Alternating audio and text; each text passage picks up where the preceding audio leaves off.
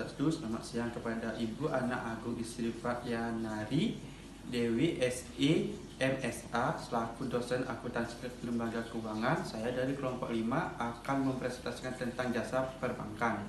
Baik, sebelum saya mulai presentasi, kami akan memperkenalkan diri lebih dahulu. Saya Ega Wahyudi MPM 238, habis itu selanjutnya ada Putu Krisna Wijaya MPM 246, selanjutnya lagi ada Putu Agus Darmawan MPM 249.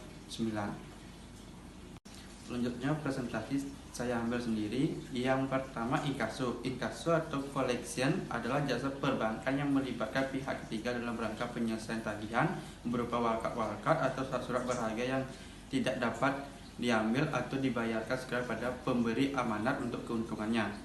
Hal ini terjadi karena para pelaku ekonomi yang merupakan transaksi tersebut merupakan nasabah bank yang berada dalam wilayah keliling yang berbeda. Jadi kegiatan ini menggunakan media berupa walakat yang diinkasokan berupa cek, biljet, giro, telex, pos biasa atau faksimil. Komisi inkaso akan didistribusikan pada setiap akhir bulan antara cabang pemrakarsa dan cabang pelaksana masing-masing 50%. Dari total komisi inkaso yang bersangkutan dan komisi hanya dibebankan pada pihak pemberi amanat di cabang pemrakarsa. Baik, selanjutnya di sini ada jenis inkaso ada 3. Yang pertama dilihat dari jenisnya inkaso dapat dibedakan lagi menjadi 2. Yang pertama, inkaso dengan walakat tanpa lampiran merupakan walakat inkaso yang digunakan untuk melakukan inkaso tanpa lampiran dokumen sama sekali. Habis itu sedangkan inkaso dengan walakat berlampir, yaitu walakat inkasonya harus dilampirkan dokumen-dokumen pendukung lainnya. Yang kedua, jenis inkaso dilihat dari lalu lintas dananya. Di sini ada 2 lagi. Yang pertama ada inkaso keluar, yaitu inkaso atau instruksi nasabah untuk melakukan penagihan kepada pihak ketiga di cabang sendiri atau di bank lainnya atau di luar. Dan sedangkan inkaso masuk merupakan tagihan utama atas beban rekening nasabah sendiri dan hasilnya dikirimkan ke cabang pemrakarsa untuk keuntungan pihak ketiga. Yang ketiga, jenis inkaso dilihat dari mekanisme pelaksanaannya. Dijadikan 2 lagi. Yang pertama ada inkaso melalui bank lain, yaitu inkaso yang dilakukan terhadap pihak ketiga, nasabah bank lain atau di luar kota. Sedangkan inkaso melalui cabang bank sendiri merupakan inkaso yang dilakukan melalui cabang bank sendiri untuk pihak ketiga di luar kota pada kantor cabangnya sendiri. Selanjutnya ada akuntansi inkaso keluar. Inkaso merupakan kegiatan bank yang mengandung ketidakpastian. Bank melakukan inkaso namun tidak setiap inkaso akan memberikan hasil. Pihak tertagih kemungkinan tidak mampu membayar tagihannya sehingga bank pelaksanaan tidak dapat memaksa pihak tertagih untuk membayarnya. Dengan demikian pencatatan administratif ini dikelompok pada rekening kontingensi kewajiban. Adapun di sini contohnya, yaitu pada tanggal 10 Mei 2015 Bank A Semarang menerima amanat walakat inkaso berupa setoran cek atau billing giro Bank A Bandung dari Saudara Amir untuk diinkasokan ke Bank A Bandung beban Saudara Ali senilai 100 juta. Pada saat menerima cek atau billet giro, Bank A Semarang selaku pemrakarsa harus mencatat pada rekening administratif yaitu tanggal 10 Mei 2015 kredit walakat inkaso disetorkan dan ditagihkan sebesar 100 juta pada kolom kredit. Pada hari yang sama, Bank A Semarang menerima konfirmasi bahwa inkaso untuk beban Saudara Ali, nasabah Bank A Bandung dinyatakan efektif. Maka pemrakarsa pertama menihilkan rekening administratif untuk inkaso ini. Kedua, melimpahkan hasil tagihan pada yang berhak dengan Cara mencatat pada rekening real. Komisi inkaso ditentukan 0,5%. Pencatatan di rekening administrasi dengan cara tanggal 10 Mei 2015 kredit warga inkaso disetorkan dan ditagihkan sebesar 100 juta pada debit. Selanjutnya ada untuk pencatatan di rekening real, yaitu tanggal 10 Mei 2015 warga inkaso disetor dan ditagihkan sebesar 1 juta pada debit. Giro Amir sebesar 99.500.000 dan pendapatan komisi sebesar 500.000 pada kredit. Selanjutnya akan dilanjutkan oleh teman saya. Baik, di sini saya akan melanjutkan presentasi dari rekan saya Ega Wahyudi. Selanjutnya ada akuntansi inkaso masuk dari cabang sendiri. Untuk kasus yang sama seperti di atas, akuntansi inkaso masuk yang berasal dari cabang bank sendiri, maka tugas bank pelaksana adalah membebankan ke rekening tertagih. Misalnya bahwa Ali sepakat untuk membayar dengan beban giro Ali sebesar 50 juta rupiah, beban tabungan Ali sebesar 20 juta rupiah, dan cek bank A Bandung yang ditarik oleh Amin sebesar 30 juta rupiah. Maka pencatatan di bank A Bandung adalah pada tanggal 10 Mei 2015, DR giro Ali sebesar 50 juta rupiah, DR tabungan Ali sebesar 20 juta rupiah, DR giro Amin sebesar 30 juta rupiah pada DR RAK cabang Semarang sebesar 100 juta rupiah. Baik, selanjutnya ada transaksi inkaso antar bank via kantor cabang bank sendiri. Transaksi inkaso antar bank dapat diselesaikan melalui kantor cabang bank sendiri yang paling terdekat. Dengan demikian, pemrakarsa yang melakukan inkaso hanya akan berhubungan dengan rekening kantor cabangnya, sedangkan kantor cabang sendiri akan berhubungan dengan bank lain di wilayah keliling yang berbeda yang telah menerbitkan cek atau bilget giro.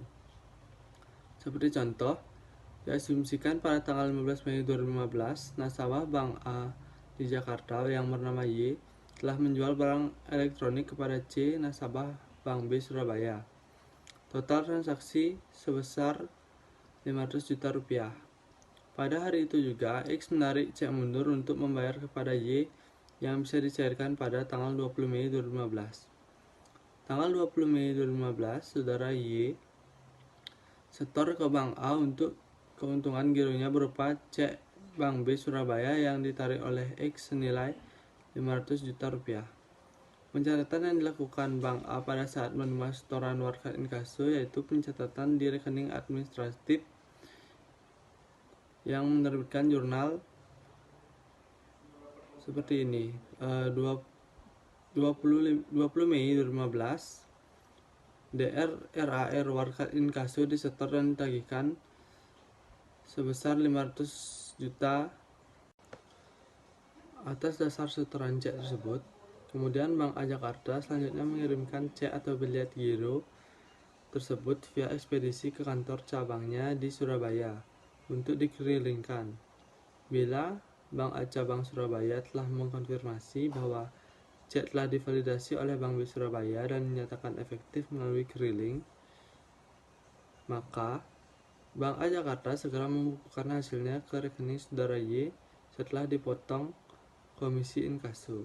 Komisi inkasonya sebesar 1 juta rupiah. Misalkan pada tanggal 21 Mei 2015 dana dinyatakan efektif oleh Bank A Surabaya, maka pencatatan jurnal yang dilakukan oleh Bank A Surabaya pada tanggal 21 Mei adalah CR RAR warkat inkaso dan ditagihkan sebesar 500 juta kredit, dan jurnal DR RAK cabang Surabaya sebesar 500 juta pada CR giro Y sebesar 499 juta rupiah dan CR mendapatkan komisi sebesar 1 juta rupiah. Sementara pencatatan transaksi di cabang pelaksana atau Bank A Surabaya adalah pada saat menagih melalui keliling di Bank B Surabaya pada tanggal 21 Mei 2015, diterbitkan rekening DR RAR warkat keliling sebesar 500 juta rupiah. Apabila bank prakarsa tidak mempunyai cabang di wilayah keliling bank tertuju, maka dapat diasumsikan sebagai berikut. Bila Bank A tidak mempunyai cabang di Surabaya, maka bisa minta bantuan ke Bank C Jakarta sebagai koresponden yang memiliki cabang di Surabaya. Dengan demikian, ketika Bank A menerima setoran, warkat inkasu langsung menginkasukasikannya ke Bank C Jakarta melalui keriling. Dengan demikian, transaksi akan melibatkan Bank A Jakarta, Bank C Jakarta, Bank C Surabaya, dan Bank B Surabaya. Nah, pencatatan yang dilakukan di Bank A Jakarta pada saat penerimaan warkat untuk diinkasukan melalui keriling dengan Bank C Jakarta dicatat pada rekening administratif pada tanggal 21 Mei 2015 yang diterbitkan jurnal CR RAR warkat keriling sebesar 500 juta rupiah di kredit. Ketika inkasu dinyatakan efektif oleh Bank C Jakarta, maka diterbitkan jurnal pada 25 Mei 2015 yaitu DR RAR warkat keriling sebesar 500 juta rupiah di debit dan jurnal DR Giro BI sebesar 500 juta pada CR Giro Saudara Y. Nah, pencatatan yang dilakukan di Bank C Jakarta pada tanggal 21 Mei 2015 yaitu DR RAK warkat keriling pada CR Giro BI sebesar 500 juta rupiah. Pencatatan yang dilakukan di Bank C Surabaya pada saat penagihan atau penyerahan keriling pada tanggal 21 Mei 2015 adalah diterbitkannya jurnal DR RAR warkat keriling sebesar 500 juta rupiah di debit. Dan pada saat dana dinyatakan efektif oleh BI Surabaya atau Bank B Surabaya, jurnal di Bank C Surabaya pada tanggal 21 Mei 2015 adalah CR RAR warkat keriling sebesar 500 juta rupiah di debit, dan jurnal kedua yaitu DR Giro BI pada CR RAK cabang Jakarta sebesar 500 juta rupiah. Dan pencatatan di bank yang dilakukan di Bank B Surabaya pada tanggal 21 Mei 2015 adalah diterbitkannya jurnal DR Giro X pada CR Giro BI sebesar 500 juta rupiah. Baik, sekian presentasi dari saya. Selanjutnya akan dilanjutkan oleh rekan saya. Baik, di sini saya akan menjelaskan materi tentang akuntansi jasa lainnya. Yang pertama, payment point. Payment point merupakan salah satu jasa perbankan untuk melayani masyarakat yang akan melakukan pembayaran yang relatif rutin dan nilainya relatif kecil. Namun demikian, rekening ini memberikan pendapatan yang relatif besar sebab jumlah anggota masyarakat banyak yang menggunakannya. Pencatatan rekening ini dimulai saat menerima slip tagihan dari individu atau lembaga yang memberikan amanat, misalnya perusahaan listrik negara, PDAM, dan lainnya. Pencatatan tersebut di rekening administratif kelompok kontingensi kewajiban umumnya masuk dalam kategori lain di kelompok kontingensi. Contoh yang pertama, tanggal 1 Mei 2015 diterima slip atau rekening tagihan dari PLN untuk pelayanan senilai 56 juta rupiah.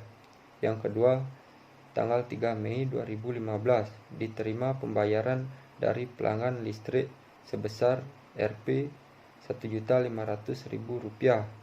Catatan jurnalnya yaitu pada tanggal 1 Mei 2015 warkat titipan PLN didebit sebesar 56 juta rupiah.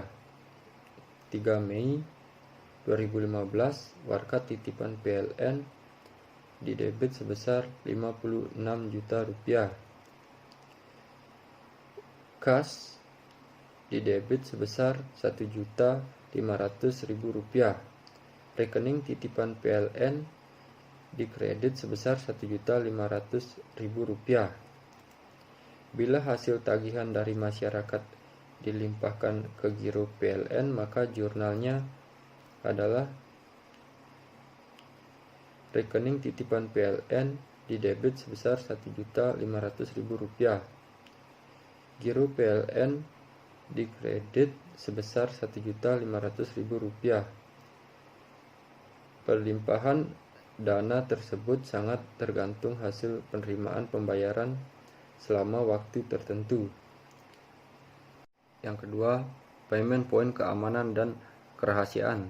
Barang berharga yang dimiliki seseorang atau lembaga akan lebih terjamin bila dititipkan di bank-bank memberikan jasa penyimpanan barang berharga berupa safe deposit box. Barang terjamin karena untuk pembuka setiap kotak menyimpan diperlukan 2 kunci.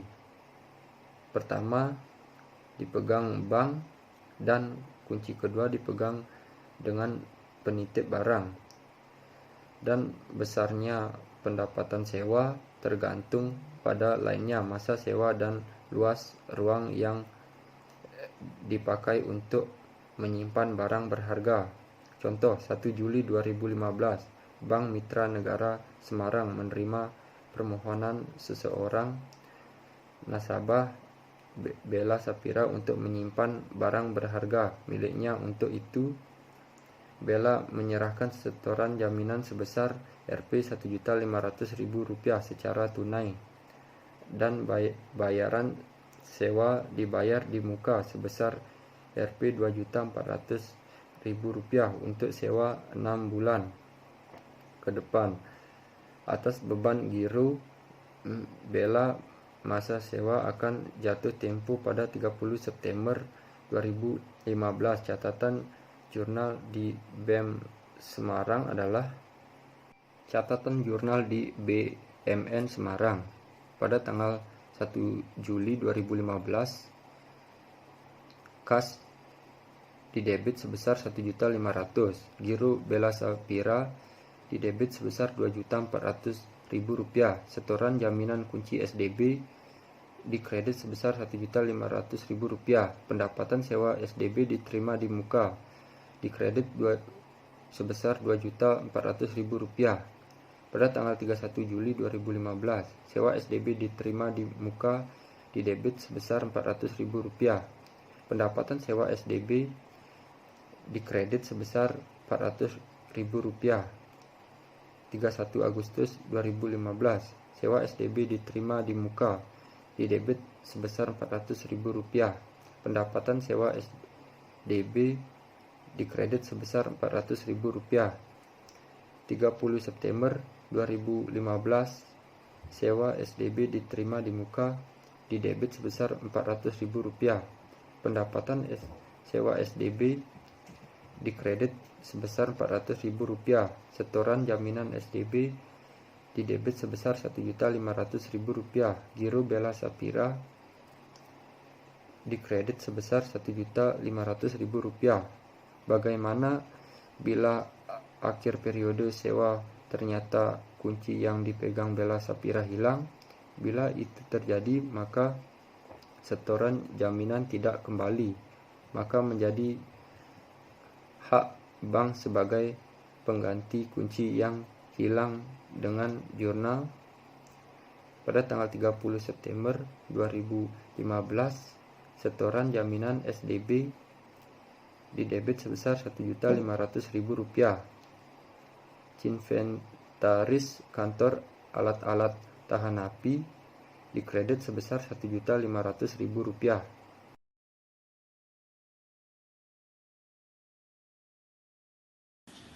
Baik, sekian dari presentasi kami. Saya akhirin dengan Permesanti. Om Santi.